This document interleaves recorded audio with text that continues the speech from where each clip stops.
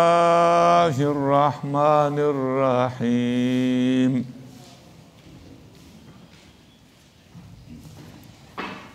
يا أيها الناس اتقوا ربكم الذي خلقكم من نفس واحدة وخلق منها زوجها وبث منهما رجالا كثيرا ونساء. سورة مائدة سورة نساء الحمدللہ راورسید.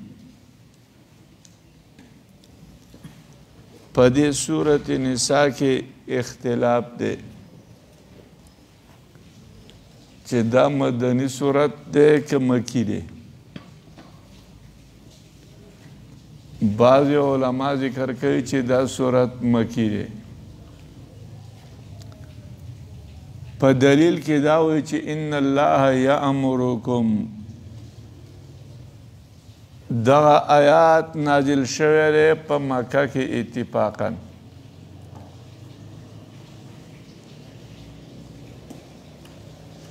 امت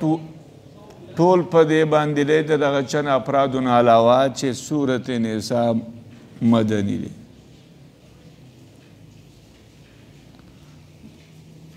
حضرت عائشہ صدیقہ رضی اللہ تعالی عنہا ذکر کئی ما نزلت سورة البقرة والنساء الا وانا عنده.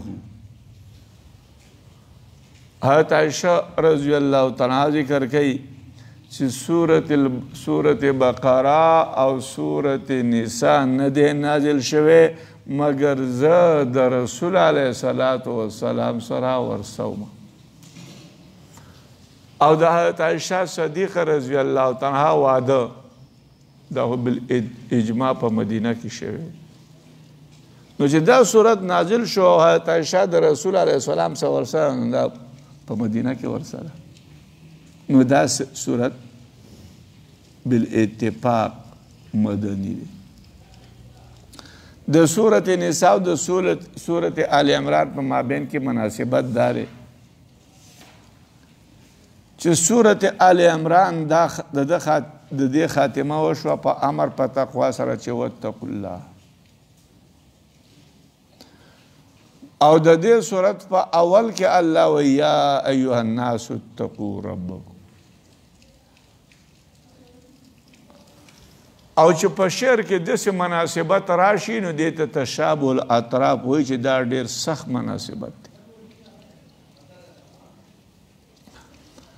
په سورت آل عمران کې واقعه د احد ذکر شوه او د دې واقعې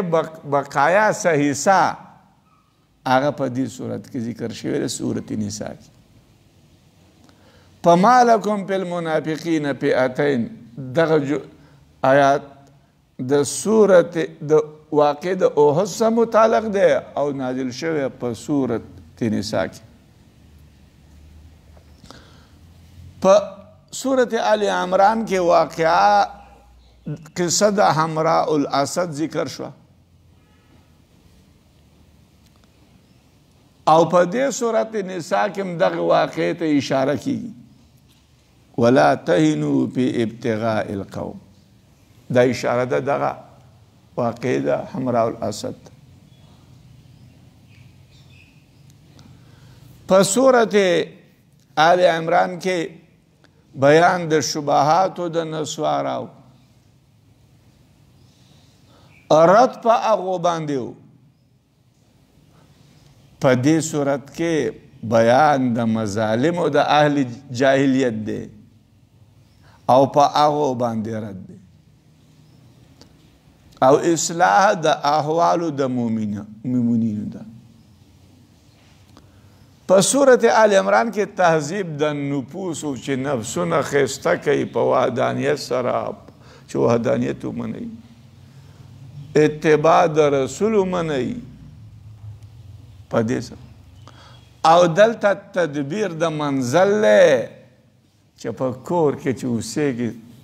د چا حصې د باندې راځي څه طریقه به کې په ښار کې چې اوسېږي سیاست د بلد هغه به څنګه اوسېږي. نو د دواړو صورتونو په مابین کې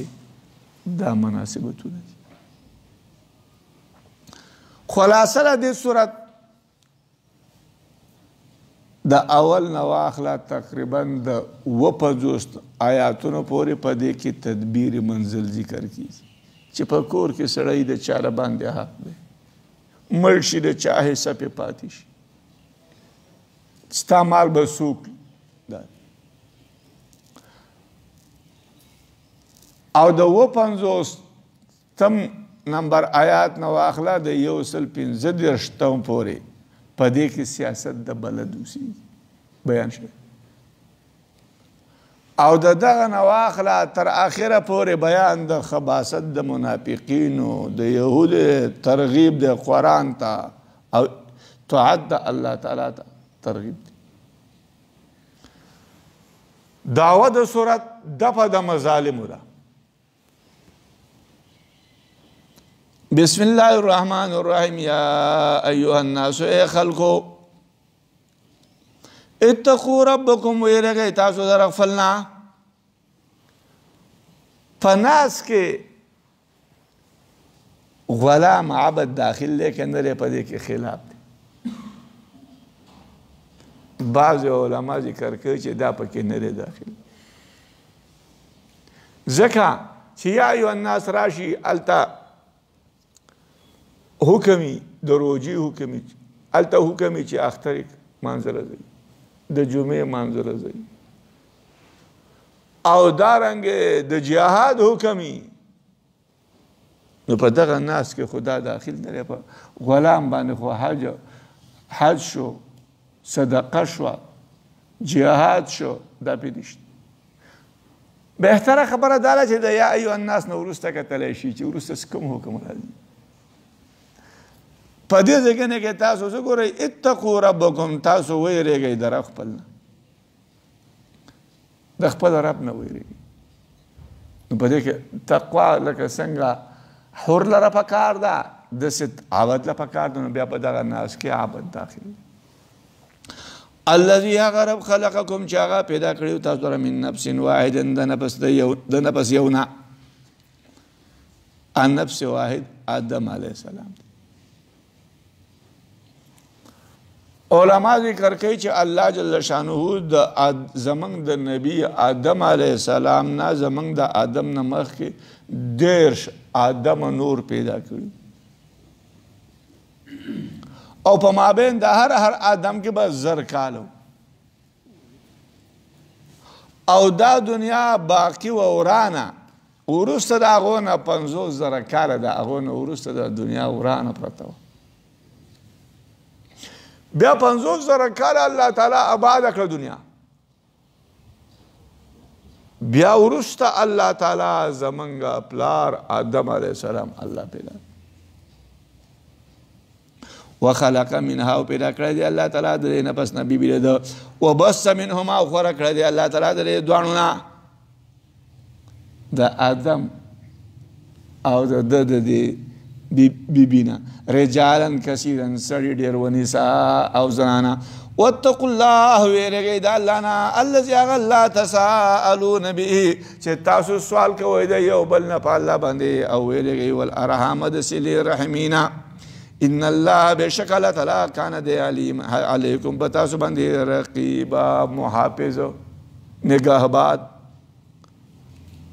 ارحام عتب دی په الله. واتقوا الارحام د صله رحمین ویرګئ دا مه ماتوئ. والارحام یا والارحام مجهول دی. هغه څه الله چې تاسو سوال کوئ په خپل منځ کې بالارحام په صلو رحمو باندې سوال کوئ. الذي تساءلون بالارحام ارحام عتب دی په به کې په هابه والارحام یا والارحام مرفوع دی والارحام کذالک پر صله رحم باندې هم تاسو سوال کوئ. والارحام كذلك مبتدا و خبر. یا ارحام مجرور دی والارحام یا الله او زه په صله رحمي قسم خورم. وآتوا اليتامى ورکوئ تاسو یتیمانو ته اموالهم مالونه دغو ولا تتبدلوا الخبيث بالطيب تاسو مبدلوئ الخبيث خبيث چې خبيث اخلئ بالطيب په بدله د طيبو کې ولا تاكلوا اموالكم تاسو مخرج مالونه خپل الى اموالكم د مالونو د یتیمانو څخه انه بشک دا کان د حوبا گناه کبیره لویا وآتوا الیتام مخکې واتقوا الله ذکر شو اوس شروع د په بیان د موارد تقوا کې چې تقوا او په کم ځای کې یو د هغه نه یتیمان مالونه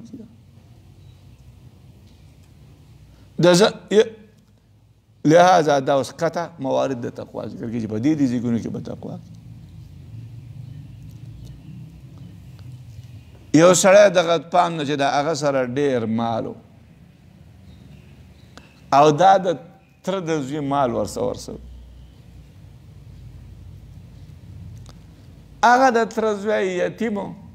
چې بلوغ ته ورسېد نو ده ته مال منې که هغه ته مطالبه وکړه چې مال راکړه ده ته منې الله جل شانه دا آیات نازل چې تاسو ورکوئ یتیمانو ته مالونه اوس یتیم نه دی یتیم اطلاق په شوی په اعتبار د ماکانه چې مخکې یتیم لہذا مخکې دا یتیم اوس یتیم نه دی دیو ته ورکوئ تاسو اموالهم مالونه خپل د هغو مالونه ورکوئ ولا تتبدلوا او مبدلوئ خبیث ولا تتبدلوا مبدلوئ خبیث په طیب سره څه مطلب په دې تبدلو کې دی چې له دې نه وروسته به دوه شیونه ذکر کړي ځکه چې بدلېدل خو په دوه شي کې کېږي دا تبدل ولا تتبدلوا دا به د ده نسبت به یو ته بذات شوی بل ته به په حرف سره شوی نو له دې معنا به دای چې کم ته نسبت یعنی نسبت بغیر حرف شوی لکه دلته نسبت خبیث ته شوی نو دا به ورته حاصلي او بلک معنی چې با داخله ده بالطیب هغه به زایل کړی هغه به ورکړی زایل کړی او خبیث به اخیستی نو دا کار مه کوئ چې خبیث اخلی مه بدلوئ خبیث ناپاک بالطیب چې طیب پرېږدی او خبیث واخلئ دا کار مه کوئ وَإِنْ خِفْتُمْ کچرته تاسو یریدئ الله تقسطوا فی الیتامی چې تاسو به انصاف ونه کوئ فی الیتامی په یتیمانو کې فانکحوا نو تاسو نکاح کوئ ما طاب لکم هغه چې پاک دی ښه دی ستاسو لپاره من النساء د زنانو نه مثنی دوه و ثلاث او درې و رباع او څلور فإن خفتم کچرته تاسو یریږئ الله تعدلوا چې تاسو به عدل ونه کوئ فواحدة نو نکاح کوئ د یوې ښځې سره او ما ملکت یمینکم یا هغه چې مالکان وي ښی لاسونه ستاسو ذلک دغه دا یوې سره نکاح کول ادنا ډېر نږدې دی الله تعولو چې تاسو به ظلم ونه کوئ اوس آیات ته ګورئ وَإِنْ خِفْتُمْ په دې آیات شروع د پناه کې د منکر آخر نه یو بل منکر دی د هغې نه پناه کې حکم شروع پناه کې د بل منکر نه د هغې نه نهی راغلی په دې ځای کې اشکال دی مشهور هغه اشکال لري چې ان خفتم شرط دی فانکحوا د دې جزا ده نو مطلب دا شو چې تاسو یریږئ چې الله تقسطوا چې تاسو انصاف نه کوئ په یتیمانو کې چې یریږئ چې انصاف دی په یتیمانو کې نشو کولی نو نکاح وکړئ ما طاب لکم من النساء ځانه ورسره نکاح وکړئ نو د دې شرط او د دې جزا په مابین کې ربط نشته او شرط او د جزا په مابین کې ربط دی دا مشهور اعتراض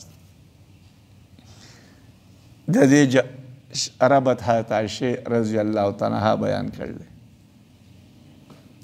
اور ودا هغې نه د دې آیات متعلق تپوس وکړ حضرت عائشہ رضی الله تعالی عنها ورته ویل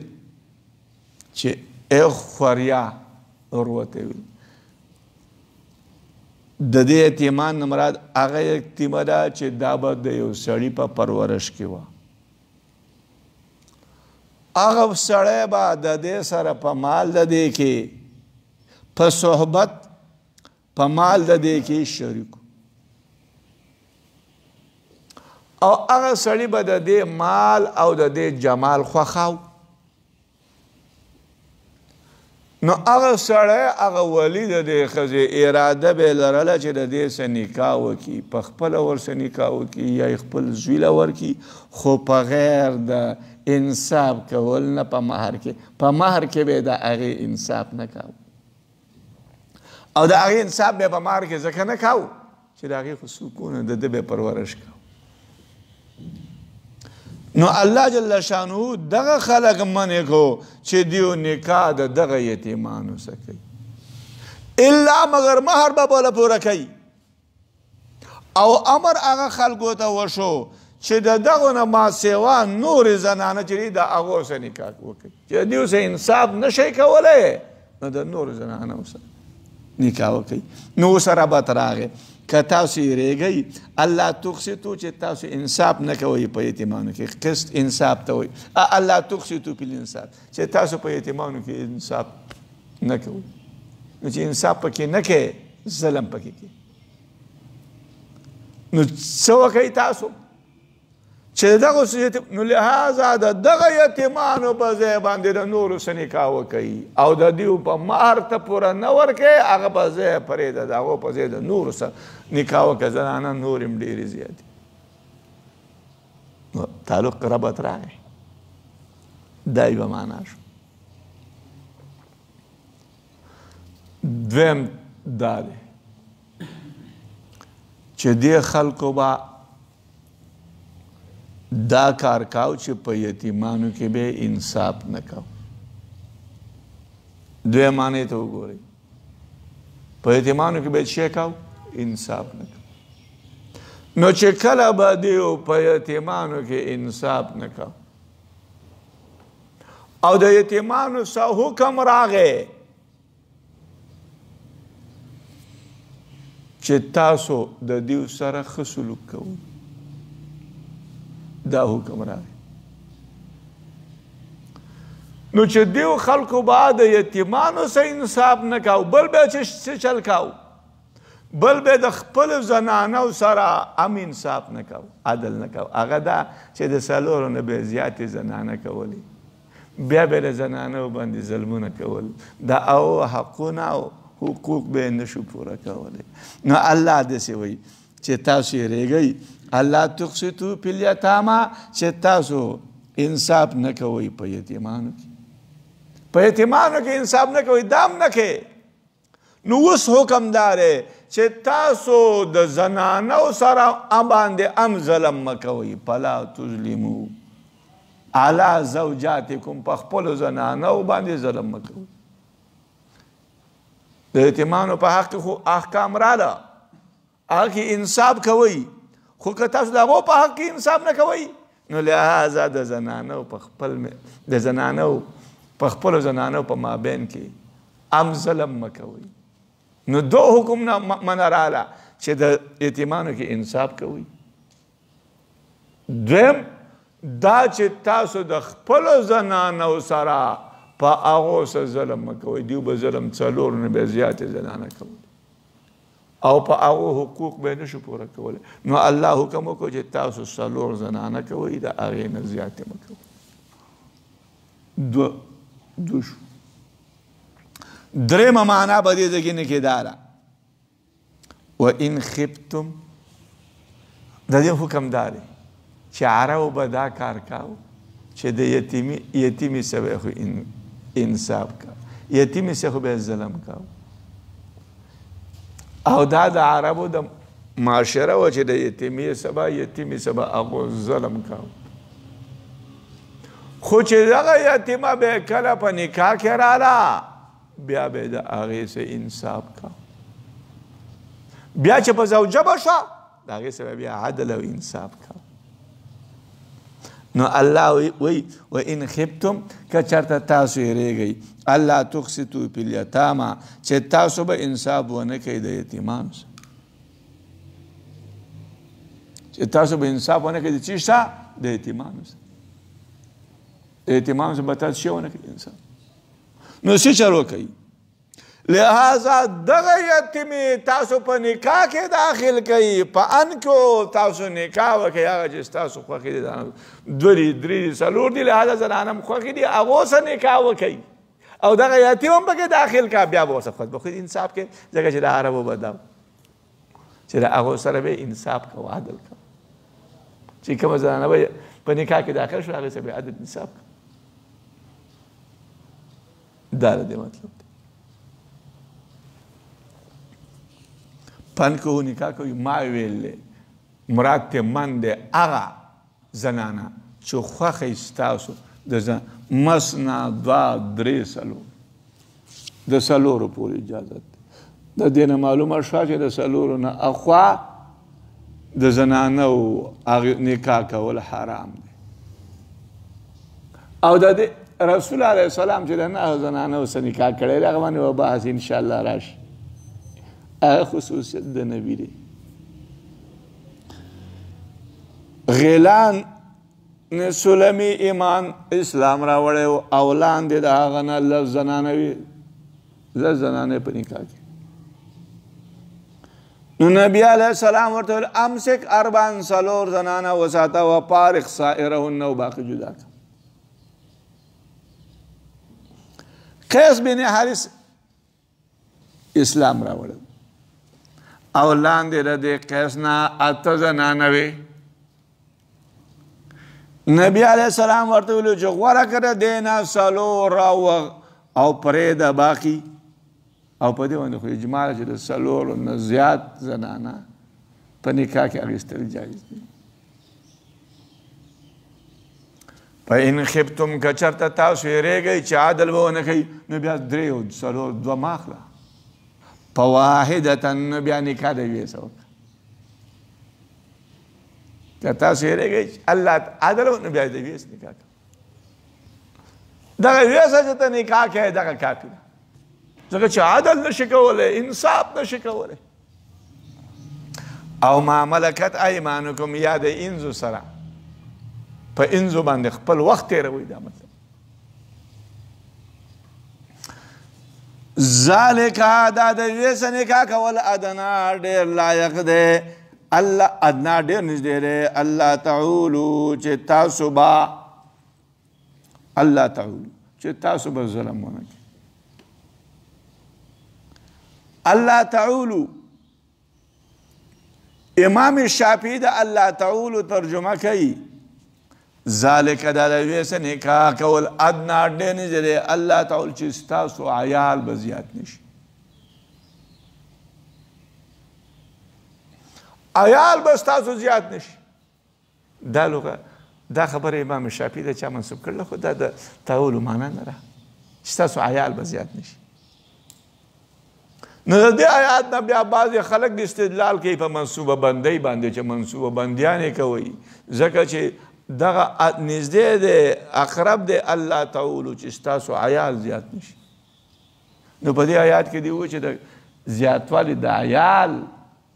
چې عیال زیات نشي په دې مدح راغله نو منصوبه بندي جایز شو. یاد دا ولره چې دا معنا خطا ده،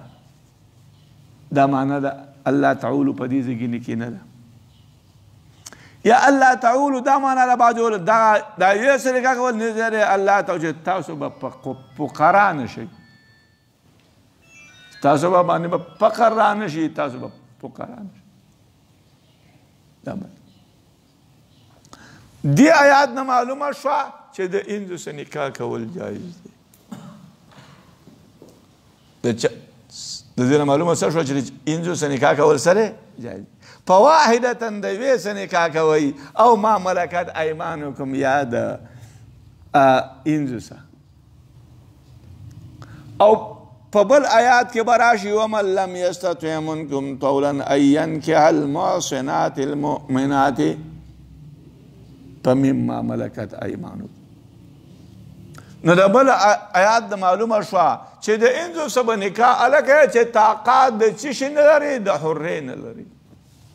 چې د حرې طاقت نه لري نو د انځو سره به نکاح کوي. او دلته دا وایي چې او ما ملکت ایمانکم چې تاسو یېرېږئ چې تاسو به عدل ونه کوئ نو د یوې سره نکاح کوئ یا د انځې سره. دلته نکاح د انځې سره موږ د هغې نه جواب او هغه جواب دا دی چې په نصوصو کې څه اختلاف نشته. ځکه چې دلته مطلب دا نه دی فواحدة د یوې سره نکاح کوئ او ما ملکت عدل او ما ملکت یا تاسو د انځې باندې خپل وخت تېروئ. دا مطلب دی. د انځې سره نکاح نه دی راغلی.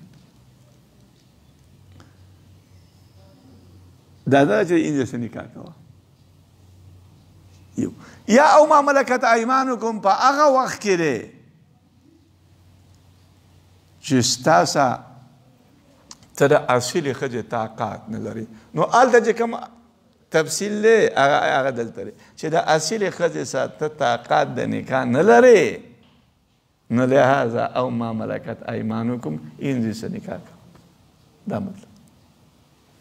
وآتوا النساء ورکوئ زانو ته صدقاتهن مهرونه د هغو نهلها په خوښۍ سره. زنانو ته مهرونه په خوښۍ سره فإن تبن لكم عن شيء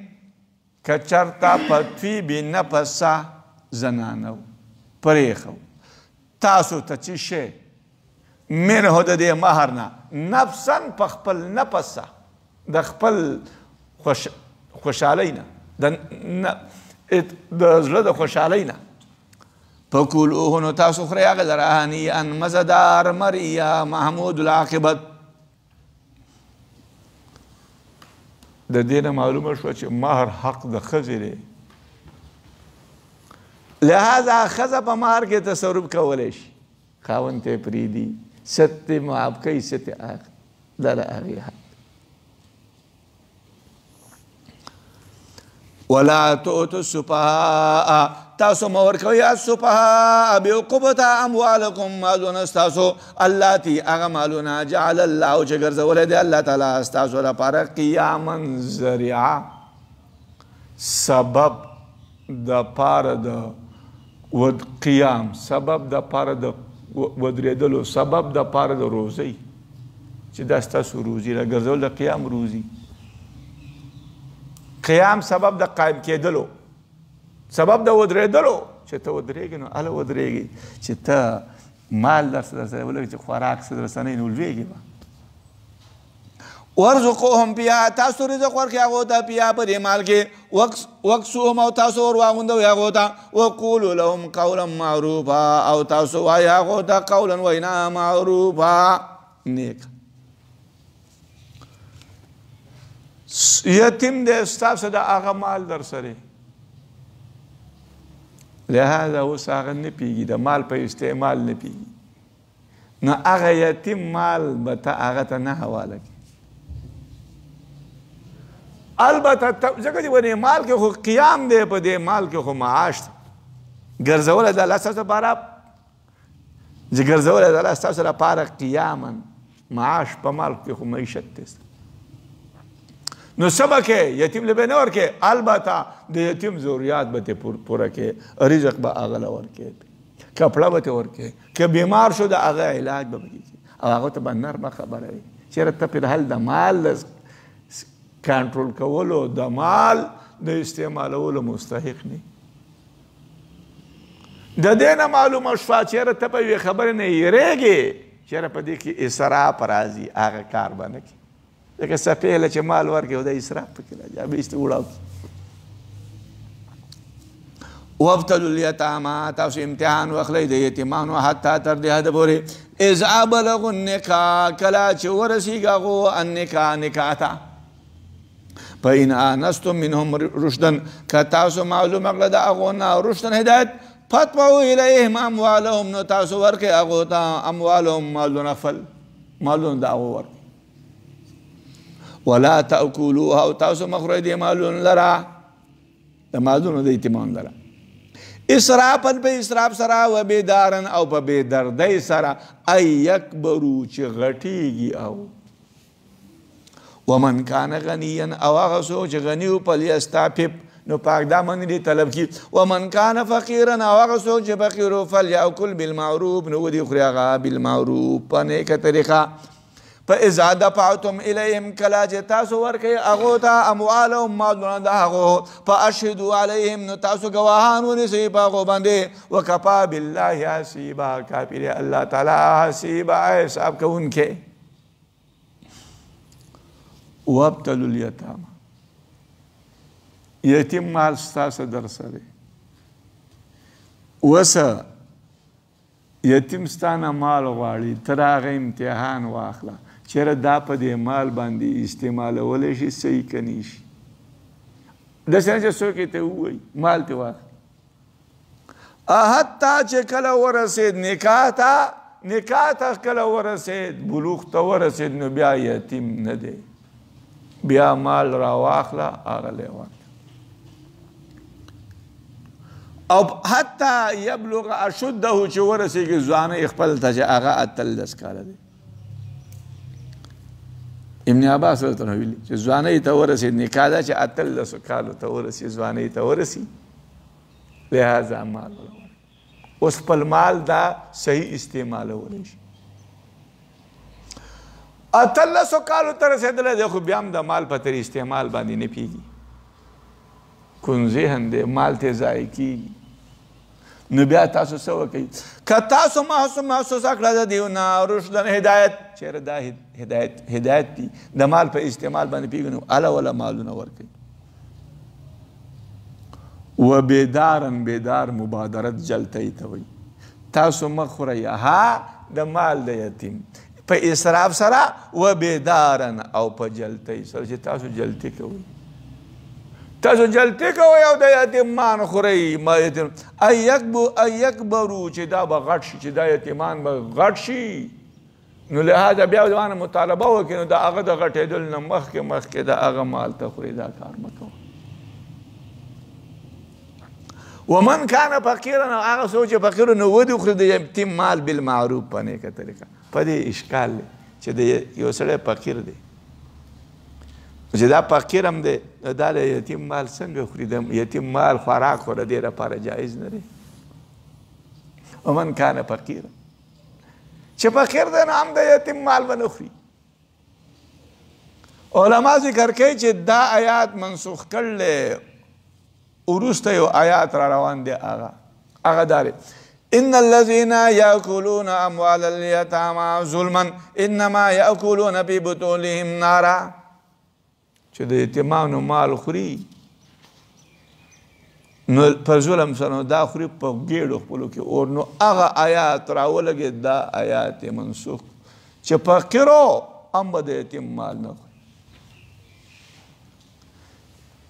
یا ومن کان فقیر هغه څوک چې فقیر نو فلیأکل نو ولې خوري د یتیم مال په نیکه طریقه دی نیکه طریقه دا ده چې ته اوس پخلی کې یتیم دی درسه نو د یتیم د مال نه دومره دانې راواخله په خپلو کې ورته وه دومره وړه چې څومره هغه ته خوړی شي لهذا دغه د هغه طرف شو نور به ته خپل طرف نه یو ځای کې دواړه به خلق ځوان خلکو اوس په دغه صورت کې یتیم خوراک په دغه ورځې ونه که یا هغه لږه وخوړه د هغه نه څه پاتې شو ضایع کېږي نو هغه وخوره نو فلیأکل بالمعروف دا طریقه ده نو بیا منسوخ نه دی آیات محکم دی فاشهدوا علیهم تاسو ګواهان ونیسئ په یتیمانو باندې یتیم ته کله مال ورکوې نو ګواهان پرې ونیسه یتیم ته دې مال ورکاو په هغه باندې ګواه ونیسه دا له دې لپاره چې سبا ستاسو منازعات نه کوي چېرې ما دې مال نه دی راکړی للرجال دپاره د سړو نصیب حصه مما دغه ترک الوالدان چې پرېښي د والدان مور و پلار والاقربون او رشته دارانو وللنساء دپاره زنانو نصیب حصه مما دغه ترک الوالدان چې پرېښي د مور و پلار والاقربون او رشته دارانو مما دغه مال نه قل منو چې کم وي د دیونه او کسر یا زیات وي نصیبا حصه د مفروضه مقرر کړی شوي للرجال نصیب په دې آیاتونو کې شروع ده په بیان د احکام د میراث کې وروسته د بیان د اموالو د یتیمانو نه چې دا یتیمانو ته دا مال منتقل شوی دی په میراث حصه مخکې د یتیمانو مال ذکر شو یتیم ته دا مال په څه څنګه راغلی دی هغه کسب نشي کولی یعنی اکثر عموما به یتیم ته مال په میراث حصه راغلی نو د یتیم د مال نه د وروسته اوس احکام د میراث ذکر کی زمانه جاهلیت کې به دا طریقه وه چې زنانو ته وړو ته به میراث نه ورکوه او اهل جاهلیت والا به ویل انما یرث من یحاربو چې میراث هغه څوک وړي یحاربو چې هغه جنګ کوي نو زنانه واړه خو جنګ نه دي وله به میراث نه ورکوه الله دا آیات نازل وإذا حضر القسمة کله چې حاضر شو قسمت اولو القربا خاوندان د قرابت والیتاما د یتیمانو والمساکین او مسکینان فارزقوهم منه نو تاسو رزق ورکوئ هغو ته له دې نه وقولوا لهم قولا معروفا او وایئ تاسو هغو ته وینا معروفه ښه نیکه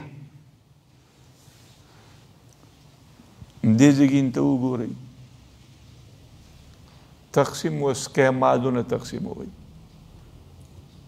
هغې ته قرابت والا خلک راشي خو هغه اولو القربا خاوند چې د هغو پکې حق نه وي یتیم راغی مسکین راغی یتیم راغی تا ته سوال کوي مسکین راغی تا ته ودرېد نو څه چل وکړه تاسو هغو ته د دغه نه رزق وله ورکوئ لہذا پرزقوهم منه تاسو رزق ورکړئ هغو ته د سلک شی راواخلئ هغو له ترې ورکړه د سره نه هغو له ورکړئ نور تقسیموئ الله به ستاسو په مال برکت راولي او دا به صدقه ده رد البلا ده دا د دې آیاتونو مطلب دی یا اولو القربا والیتاما والمساکین د دې نه مراد هغه دي خاوندان د قرابت راله چې میراثي والا دي یتیمان راله مسکین راله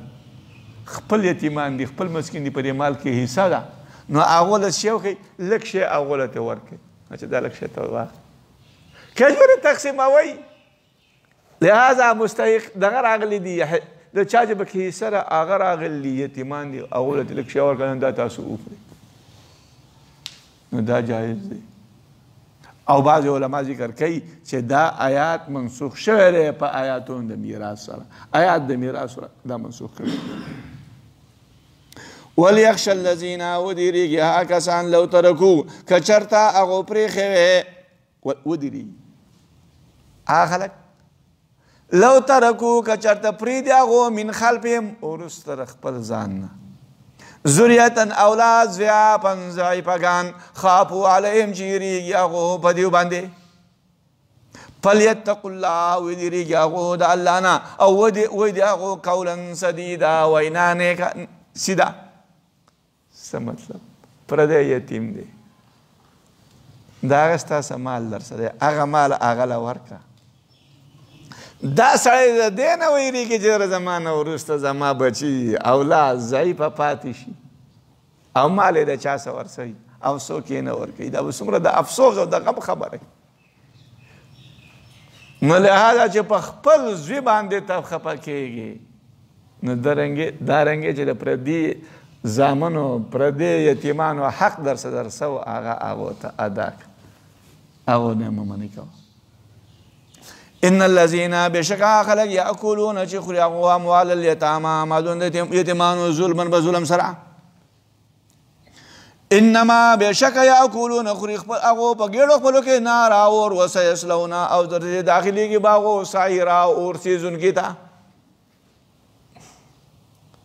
چې کوم خلق مالونه د یتیمانو په ظلم سخوري دیو په خپلو ګډو کې اور خو دسې دی چې دا مال یې ګېډې ته ښکته شو دا مال نه دی اور دی یوصیکم الله وصیت حکم کوي تاسو ته الله تعالی فی اولادکم په اولاد ستاسو کې للذکر دپاره د نارینه مثل حظ الانثیین په مثل حیثیت د دوو جینکو را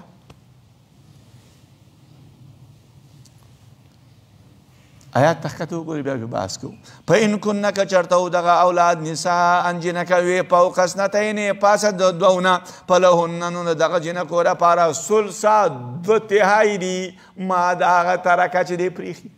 خاوند سړي نه څه مال پاتې شوی د هغې دوه تهایي وإن کانت که چېرته وي دغه بچ زنانه جنۍ واحدة یوه فلها النصف نو د هغې دپاره نصف دی ولی ابویه او د پاره د مور او پلار دغه لکل واحد منهما د پاره د هرې ویرې د دوه نه السدس شپږمه حصه ده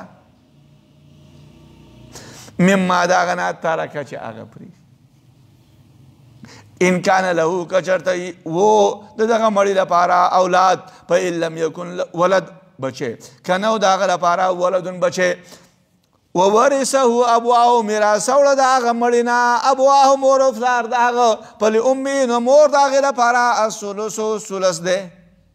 درېیمه حصه ده فإن کان له اخوة که چېرته و د مړي لپاره وروڼه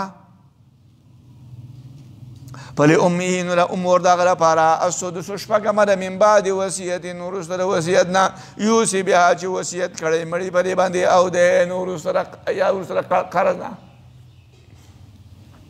اباؤکم پلرون ستاسو و ابناؤکم او زامن ستاسو لا تدرون تاسو نه پیژاندو ایهم چې کم یو د دیونه اقرب لکم ډېر نږدې تاسو ته نفع په نفع کې فریضة من الله فریضه د حکم دی پرچې د طرفه د الله نه ان الله بېشک الله تعالی کان دی علیما علیم حکیم حکمت والا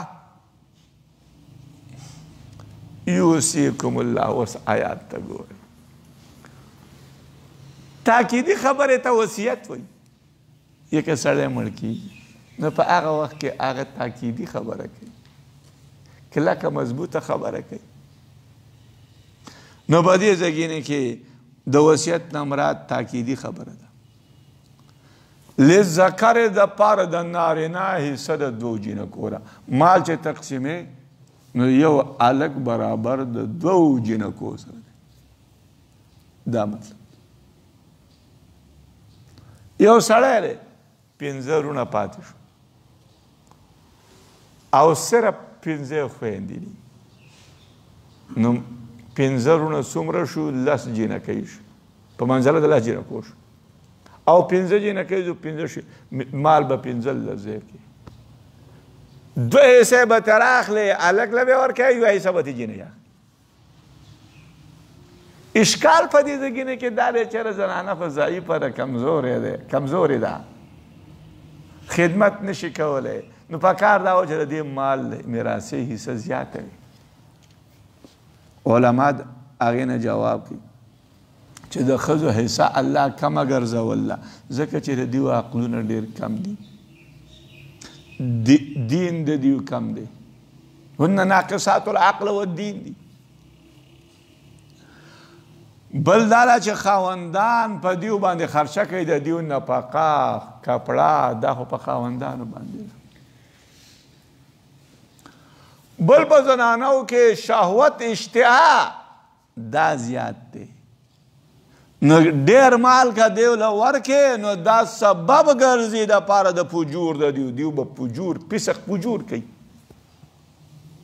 نو ځکه الله چې خالق کائنات دی هغه د دې زنانو حصه کمه مقرره کړې ده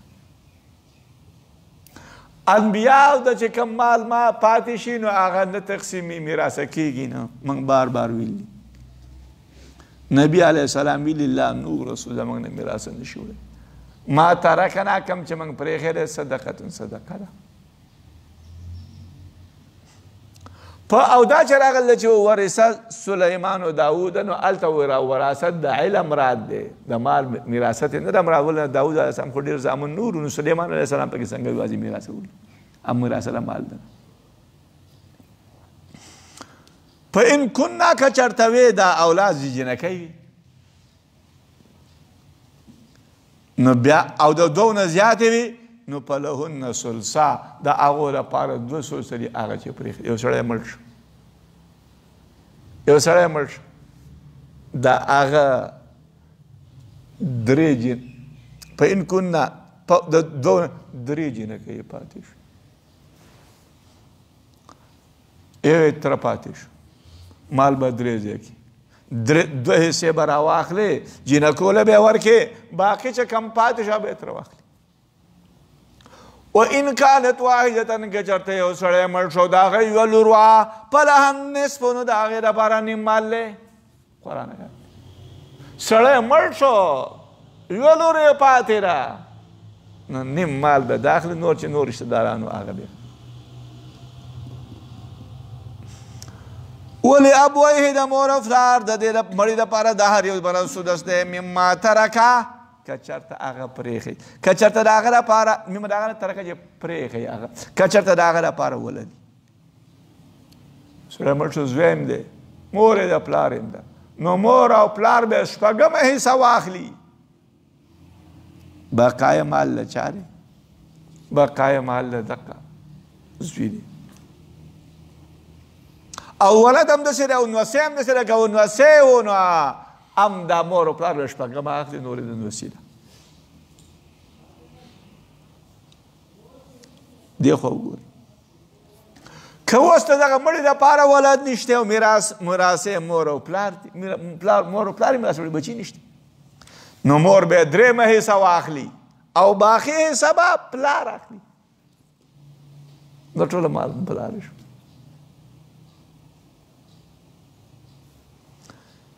وإن كان له إخوة که چېرته و د ده دپاره اخوة ورونه ورونه یو که خویندې اخوت دواړه ته وایي سړی مړ دی ورونه او خویندې دي نو مور به یې ترې 6مه حصه واخلي او نور مال د ورور چې کومه حق و د هغه دی نور چې کوم رشته داران دي د هغو دی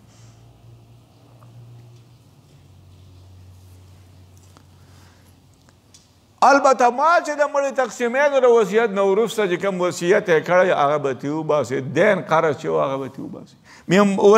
وصیت یې مقدم کړلی په دین حرام کې اهم دین دی دین به ترې خو دا وصیت یې ځکه مقدم کړلی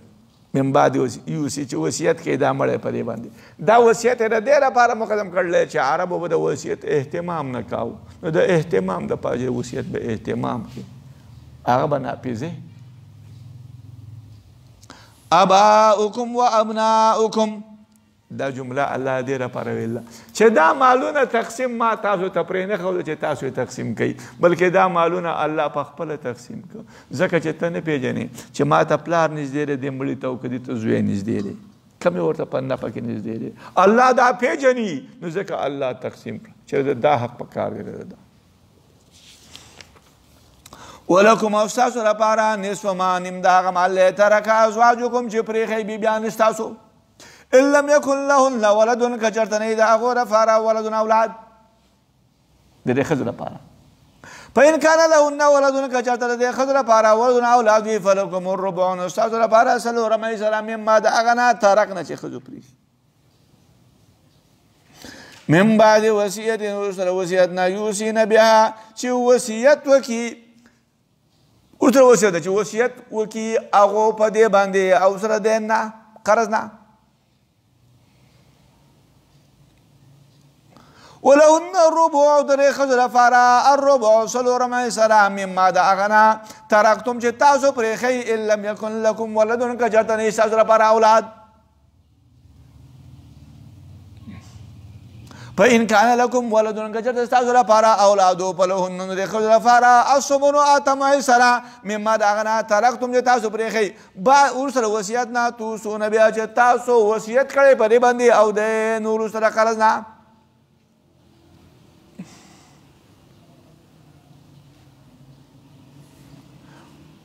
اوس آیات ته وګورئ ولکم نصف ستاسو لپاره نیم مال دی سړی د زنانې مړه شو د دغه زنانه اولاد نشته نو د دغه زنانه نیم مال د خاوند دی نور مال به د نور رونی پلار به دا او که چېرته دغه زنانه بچ اولادو خوا که هغه اولاد د دې خاوند نه یو که د بل نه نو خاوند به څلورم حصه واخلي وروسته د دې چې وصیت کوم ښځه کړی و هغه به ناپیز وي د قرض نه وروسته اوس سړی مړ شو ښځه پاتې شوه او بچي دي نو د دغې ښځې لپاره څلورمه ده څلورمه به که بچی نه و نو څلورمه ده که د دغه خاوند یې بچي و نو د ښځې لپاره د خاوند په ټول مال کې اتم حصه ده چې تا خاوندانو پرېږدي داسې تقسیم په دې طریقه شوی وإن كان رجل که چېرته و سړی یورثو چې د هغه نه میراث وړی شوه میراث کلالة کلاله نه چې نه اصول یو نه پوره او امرأة یا زنانه ده کلاله ده ولهو د دغه سړي لپاره اخ ورور دی او اخت یا خور ده فلکل واحد منهما نو لپاره د هر یو د دې دواړو نه السدس شپږمه حصه ده لهذا د هر یو دپاره شپږمه حصه رور او خور هغه به ترې شپږمه واخلي نو د هغو لپاره شپږمه حصه شو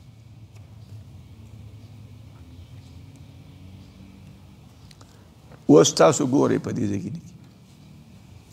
له هر واحد د دې مور د دې خور او د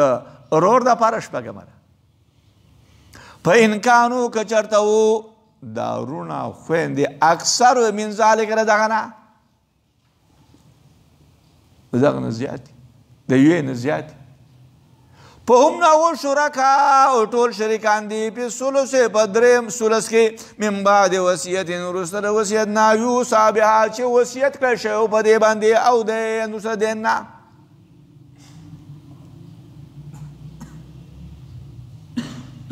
غیر مضار په غیر د ضرر ورسول ولو د باقي ورسول وصیتا حکم دی من الله د طرفه د الله نه وصیت ته د طرفه د الله نه الله تعالی علیم دی حلیم صابر دی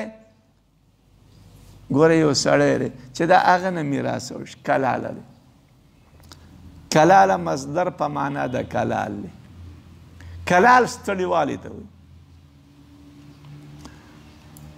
نو لهذا له دې سره چې بچي نشته د دم د دنیا ستړی کړی دی کلاله دې ته وایي چې نه اصول وي نه پور وي نه بچي نه وسي بچیم نه او نه د پاسه مور پلار دا کلاله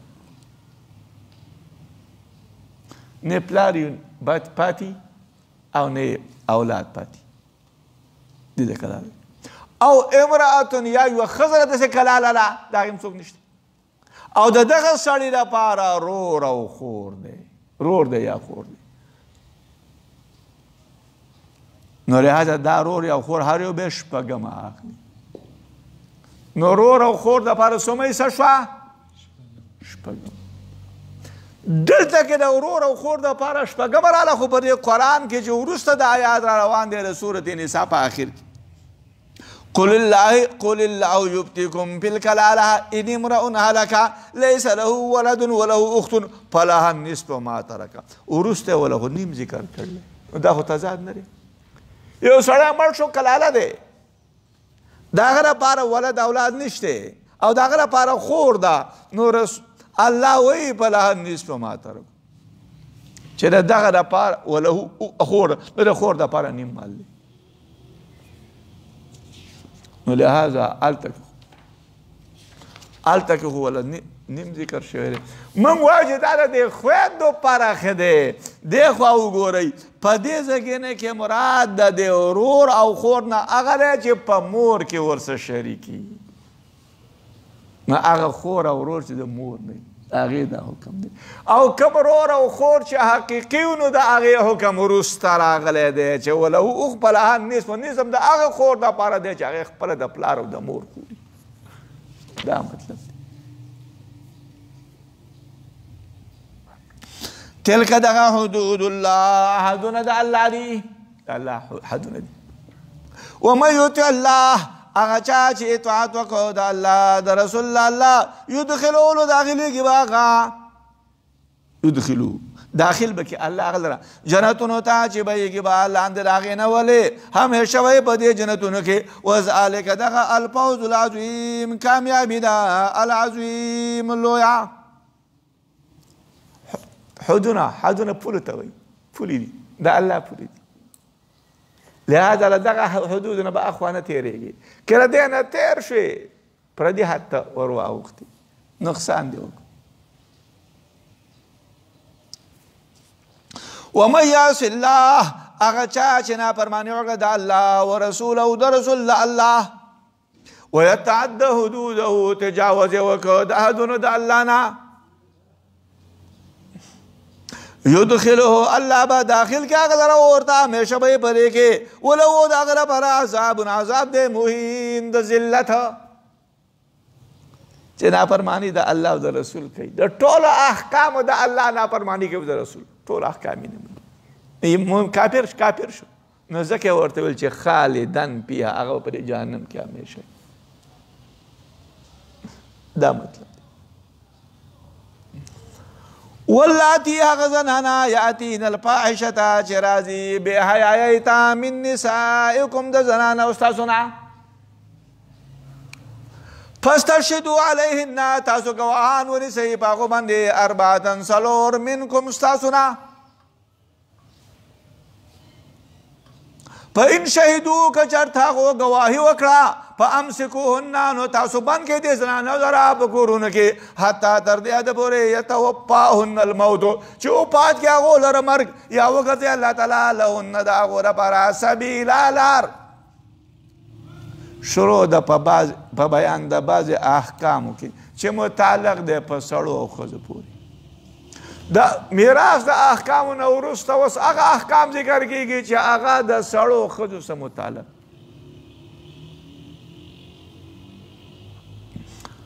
په مخکینی آیاتونو کې د زنانو سره احسان و چې دوی له الله میراث ورکړي په دې آیاتونو کې اوس تغلیظ دی چې کله دې زنانو د حکم د الله مخالفت وکړو نو په دوی باندې تغلیظ سختي ده لهذا سختي ده په دوی باندې واللاتی هغه زنانه چې راځي فاحشې ته مراد د دې نه زنانه دي هغه زنانه چې شادي دې خوا وګورئ د دې زنانه واللاتی نه هغه زنانه مراد دي چې دا شادي شده نه وي یا واللاتی نه مراد هغه زنانه چې شادي شده وي شادي شده وي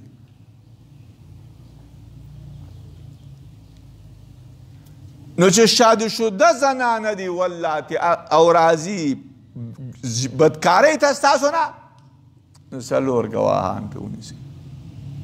که دوی پې ګواهي وکړه نو په کورونو کې یې بند کړئ چې الله یې وفات کړي یا به الله لار وګرځوي عباده بن صامت رضی الله تعالی عنه ذکر کوي چې نبي علیه السلام باندې به چې کله وحی راغله نو په هغه باندې به داسې هیئت راته د شدت د وحی نه لکه د بېهوشي کېږي سړی هیئت د بېهوشۍ نو الله تعالی په نبی علیه السلام باندې یوه ورځ وحی نازل کړه وحی ته چې راله نو د هغه نه ویل خذو عني زمانه واخلئ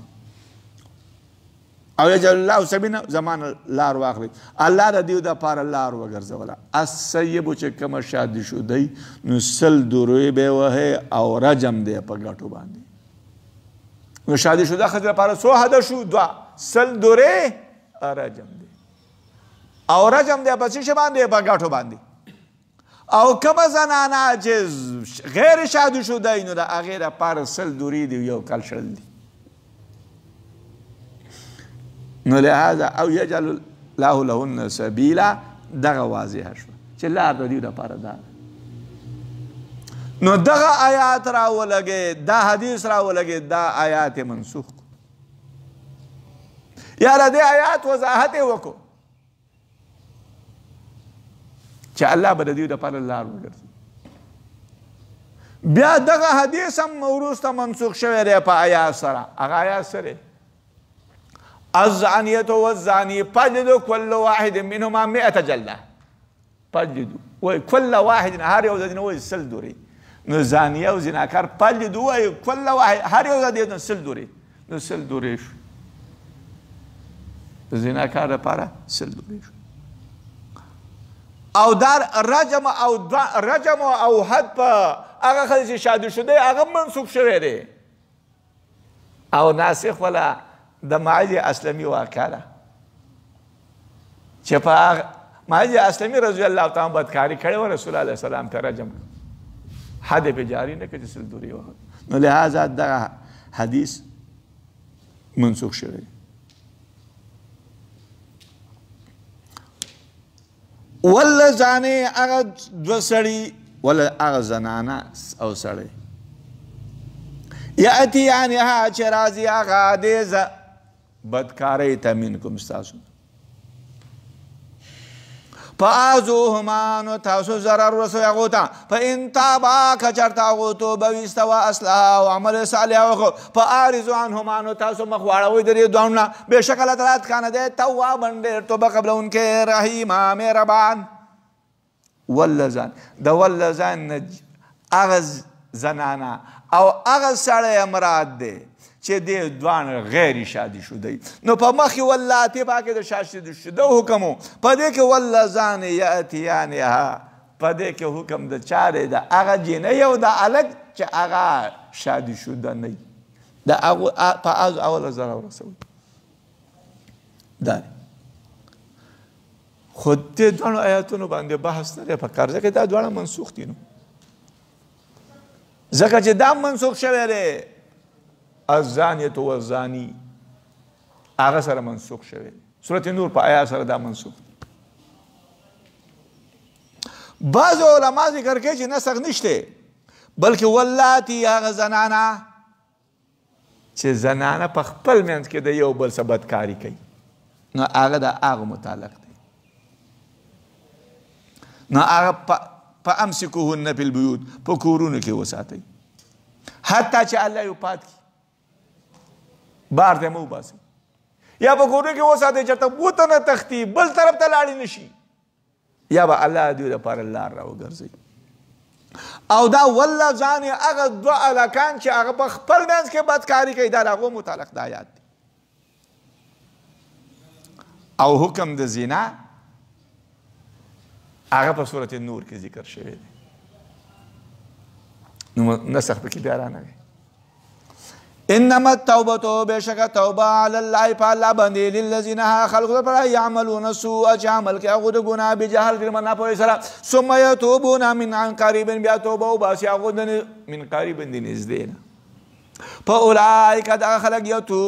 يتوب الله توبه قبل الله داغو وکان الله د الله تعالی علیم حکیم حکمت والا آیات تو ګوره كان الله كان توابا رحيم توبه بیان کوي انما التوبه على الله على دا پاره د وجوب نه چې توبه قبل اول په الله باندې واجب دي بلکې على من الله چې توبه د الله نه ده الله قبل یا په الله لپاره د وجوب ده چې توبه قبل الله تعالی دا قبل خو احسان کوي چې موږ توبه وس الله قبول ثم يتوب ما توبه من قریب د مرګ نه مخکې ټیم چې څومره ټیم و دې ته قریب وي د مرګ په ټیم نه بغیر وليست التوبة نشته توبه للذين كسن لرا يعملون السيئات چې عمل کوي هو السيئات لګناهونو حتی تر دې د پورې چې حاضر شي یو د دیوتا الموت مرګ قال ويغا اني بشک جما توبت الانا جو توبه واسموس وللذين خلقوا يموتون جملکی وهم او كفار وي اولئک دغه خلق اعتدنا لهم عذابا من تیار کړل او پر عذاب الیما درناک توبه دې قسم نه قبلېږي چې مرګ ورته حاضر شو توبه وباسي او نه هغه خلک چې مړه شي نو هغه بیا او کفار وي بیا چې توبه وباسي بیا په قیامت کې به توبه وایي هغه بیا نه قبلېږي په قبر کې توبه وایي خو نه قبلېږي يا أيها الذين آمنوا إيمان ولو لا يحل لكم حلال نريستازر برا أن ترثوا النساء شتازو بميراث سوي النساء زنانا كرهن مشق كرهن زبردستی سره ولا تعزلوهن تاسو ممنی کوئ دې زنانو لره لتذهبوا د دې لپاره چې تاسو لاړ شئ ببعض ما په بعض هغه آتیتموهن چې تاسو ورکړی دی هغو ته الا مگر ایاتینا مگر چې راتله وکړي زنانو بفاحشة بفاحشې سره مبینة واضح سره وعاشروهن تاسو اوسېږئ دې زنانو سره بالمعروف په نیکه طریقه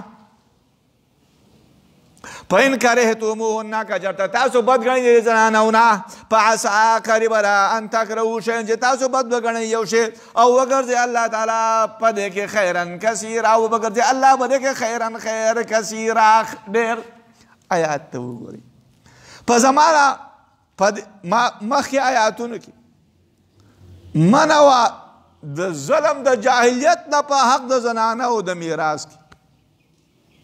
په دې آیات کې منع ده د ظلم نه د رسوماتو د جاهلیت نه په نکاح د کونډو کې ښځه به چې کونډه شوه خاوند به یې مړ شو دیو به ورله د خاوند رشته دار رور پلار زوی په دغه ښځه به یې څادر ور واړته و چې د چا به پې څادر ور واړته و هغه ښځه به بیا د ده به چاله ورکوله او که ده نه ورکوله ده الله دا چې تاسو زنانه په میراث سره په زبردستۍ موړئ دمو کو آیات معنی تو غری الا مگر آیاتین چې راتلو په دا ښځې به تاسو نه منې کوئ ولا الا مگر چې راتلو کې فاحشه موجه چې فاحشه باندې راتلو کې زنا او بدکاري وکړه نو بیا به منې کوي په کور کې چې هغه حد پې جاري شي قاضي به فیصله او حکم وکړي نو الا آیاتین دا استثناء لا تعزلوهن ده دا استثناء د دې نه نه الا لتذهبوا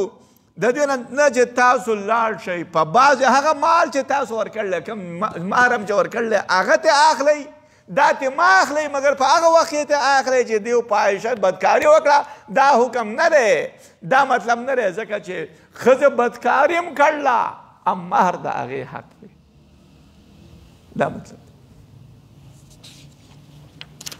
وإن أردتم كجرت تاسو اراده لرئ استبدال زوج بدلول لوي زنانا مكان زوج بمكان دبل زنانا وآتيتم او تاسو ورکړه د احداهن یو د دیوتا خنتارن ډیر مال فلا تأخذوا منه شيئا نو تاسو ما اخلئ د دغه نه شیئا چې شی اتأخذونه تاسو اخلئ دې لره بهتان و اسما او ګناه مبینا واضحه استبدال د زنانه داره اراده تاسو بدلول د زنانه په مکان د بل زنانه بدلول د زنانه داري چې یوه زنانه ته آزاده کړي او د هغې زنانه په ځای بله زنانه اخلي دا بدلول شو بدلول داري او رسول علیه السلام الله فرمایي او تاسو دې ښځې ډېر مال ورکړلی نو تاسو ته ما اخلي هغه مهر د هغې دی دا مطلب د دې آیات نه معلومه شوه چې ښځه د مهر ورکړه هغه به ترې نه اخلي د هغې شی د دې آیات د وجې نه بعضې علما ذکر کوي چې خوله جایز نه شوه که نه خوله کې ورته مال اخیستل دي موږ وایو چې د دې آیات مطلب یا دا په خولې په آیات سره منسوخ دی یا دا ده چې مال د دغه ښځې نه ما اخله په زبردستۍ چې په خولې په صورت یې ته اخلي خو جایز ده خو د خولې نه بغیر ته مال په بله ما اخله عمر رضی الله تعالی نهی کړی وه چې د زنانو په مهر کې به په 400 درهمه زیاتې نه کوي. نو یوې ښځې د قریشو نه په دې آیات سره اعتراض وکړ. نو عمر رضی الله تعالی عنہ د خپل خبرې نه وګرځېد. دا مطلب دی چې تاسو ورکړی وي د قنطار ډېر مال په مار کې ډېر مال ورکړی نو چې په مار کې ولا ډېر مال ورکړی نو هغه ته مار دا وکيف تاخذونه او تاسو څرنګه اخلي دغه مال د ښځو نه وقد ابزا پتا کې سره رسېدلی دی بعضکم بعض ستاسو نه الی بعض بعضو ته واخذ له دې ښځه اخیسته ستاسو دې ښځو میثاقا غلیظه وعده مضبوطه ښځو ستاسو نه مضبوطه وعده اخیستې وه شعره ما به نه طلاق کوئ او ما خپل ځان یې تا ته حواله کړلی نو لهذا ته اوس څنګه د هغو نه هغه مهر بیرته اخلي. ولا تنكحوا تاسو نکاح مه کوئ ما د هغه زنانو سره نکاح اباؤکم چې نکاح کړی پلرونو ستاسو من النساء د زنانو نه الا مګر ما هغه قد سلب چې مخکې تېر شوی دی. زنانه په زمانه جاهلیت کې رسومات دا و سړي به پلار به راولګېد ښځه به یې واخیسته په نکاح سره پلار به هغه ښځه ازاده کړه یا به پلار مړ شو د زوی به راغی هغه به په نکاح سره واخیسته. نو الله وایي چې دا کار مه کوئ دا حرام دی. انه بېشکه دا کانه دی فاحشة بحیایي و مقتا او سبب د غصې د بیزارۍ خبره ده وساء ناکاره ده دا سبیله د جهاد د لار نه دا خو ناکاره ساء ناکاره د سبیله د جهاد د لار دا خو ناکاره لار ده چې د پلار د زنانه سره سړی نکاح زما خام دی الحمدلله بس